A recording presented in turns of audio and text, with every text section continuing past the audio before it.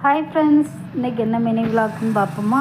இன்றைக்கி வந்து நான் காலையிலே எழுந்திரிச்சி நம்ம செடிகளுக்கெலாம் தண்ணி ஊற்றினேன். ஸோ வாழை மரம் 2 கோலை போட்டிருக்கு. ஸோ அதனால் வாழை மரத்துக்கு கொஞ்சம் எக்ஸ்ட்ரா தண்ணி வந்து நிறைய ஊற்றியாச்சு. அப்போ தான் வாழை வந்து நல்லா ஃப்ரெஷ்ஷாக நிற்கும், காயும் நல்லா இன்னும் கொஞ்சம் சீக்கிரமாக பருக்கும்.